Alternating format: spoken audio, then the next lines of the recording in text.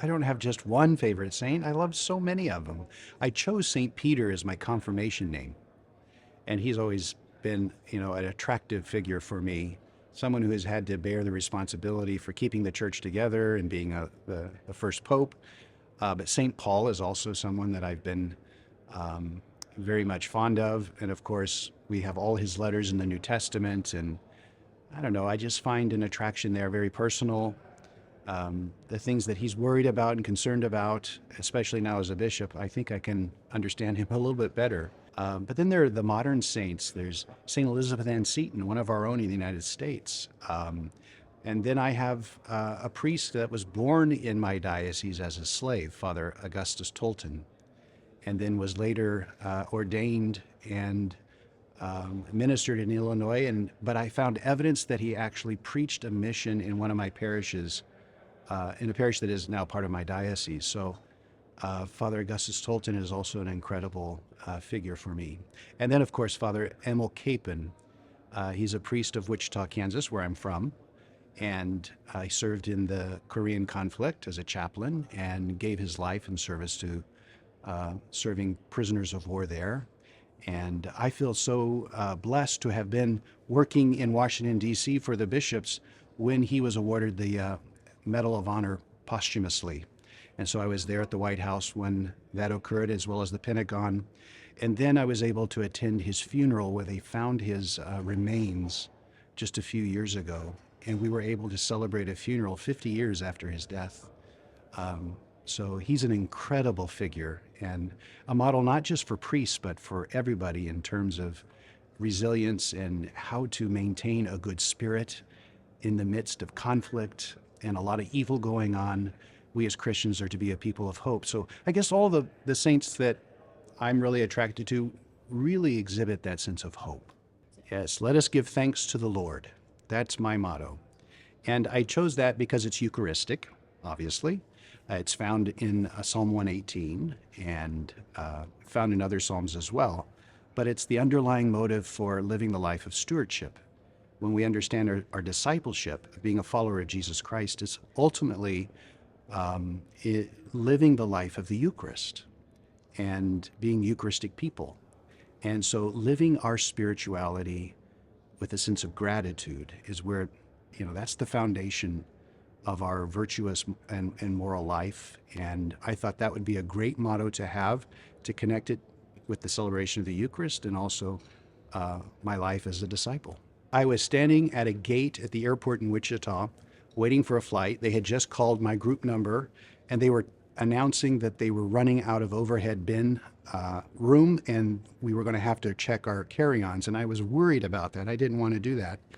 And then I get this call while I'm waiting in line, anxious about my bag, and it says private number. And I'm thinking, who's calling me now? So I answered it that way, kind of, hello, like you're bothering me. And it was this voice that said he was the nuncio. And so I had to step out of the line, and I kind of sensed what was coming, but wasn't sure. And he did a very good job of just kind of calming me down. And we had a very brief conversation when he informed me that the Holy Father had named me the 4th Bishop of Jefferson City. And it took my breath away because I didn't know what to say. And in fact, I remember him saying, hello, are you there? And I said, yes, I'm here. Please let the Holy Father know I say yes. And but I was pausing too because I was thinking of a bunch of questions I should ask. Maybe, how's the diocese doing? I didn't know much about the Diocese of Jefferson City. I didn't know how many priests they had. I didn't know if they were bankrupt or doing really well with their school system. I didn't know anything. And then the thought came to me of what my spiritual director in the seminary told me, is that whenever the church asks for something, you have to respond with a positive. You have to give yourself to what the church is asking. And that sense of calm came over me, and I was able to say yes. So that day will forever stick out in my memory. So those were trying times, especially in Missouri. It was about the end of March when it really hit us, and we had to begin the lockdowns, which lasted all the way through the first part of May. And I remember the end of March, not sure what was going to happen and how long this was going to last. And I remember having to issue a decree forbidding the priest to fire anybody or to let anybody go for at least through the end of April. But beyond that, I didn't know what we could plan for. So I tried to be as responsive as I could to the needs of the people, especially with us being in a lockdown. How do we maintain a connection with people? So I asked all the pastors to keep the church doors, the church buildings open as much as possible, and asked them to have basically office time in the sacristy. So in keeping with the state regulations of no more than 10 people at a time in the building, they were able to have an opportunity for people to come and visit for confession or for the anointing of the sick or schedule something or just to talk. One of my priests near the Capitol in Missouri, at the parish right there, he developed the practice of priest on the porch. And he figured that would be just a way that he could just make himself available. And that ministry developed, it was very worthwhile and very successful. And I'm very proud of the fact that he did that. Because he not only ministered to Catholics who needed the sacraments, but non-Catholics who were just walking by, and they would engage in conversation and get to know one another. So for me, my vocation was nurtured, its origins go back to my family and to my early childhood, but at the time I really wasn't aware of a call until my junior year in college. And one of the motivating factors for me was the desire to serve the lay people I saw very active in the university parish. I could see myself serving them for the rest of my life. And that has been my underlying vocation and how I have understood my priesthood and my call. And that's the one thing I would ask, and look for in some of the candidates for priesthood in my diocese, is their desire to serve the laity, and that our call as a priest is not to serve ourselves, but to serve others, and especially the mission of the church. So I find it a thrill, and as a pastor in a parish, to be able to find people with a skill set and talents that are needed in the mission of the church, and to be able to ask them to get involved in a meaningful way, and sometimes to ask a lot from them. But it's one of the gifts we have as a priest is, with people who are faithful, they don't want to tell Father no. And maybe that could be a draw to get them more involved into the church and to use their charisms in the church's life and mission. Well, Catholic Home Missions appeal supports and serves the Catholic Church in largely poor and rural areas of our country. It's the home mission, if you will. And what we need to be more aware of is the fact that the Catholic Church in rural America is good for the entire church.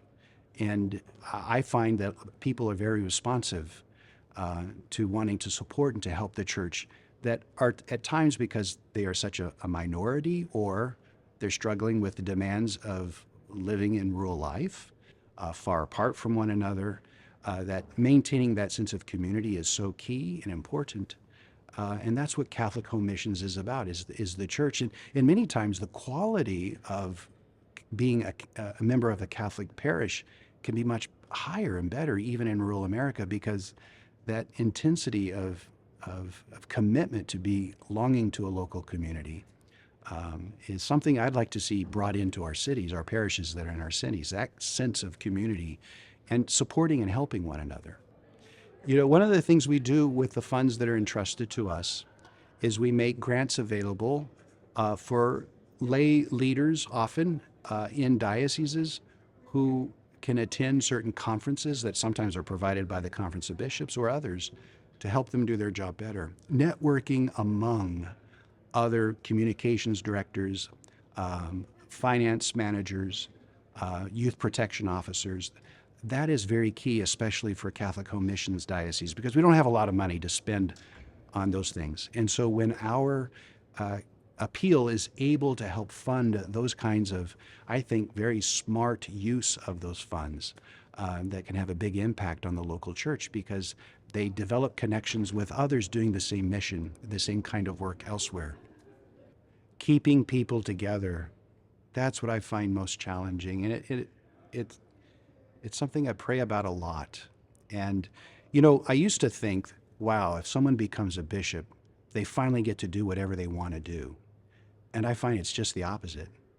I end up being the last person because my personal desires, my personal preferences, whether it's how to celebrate Mass or what I like to see happening in the church, that has to take a back seat because I have to serve the pastoral good of the people.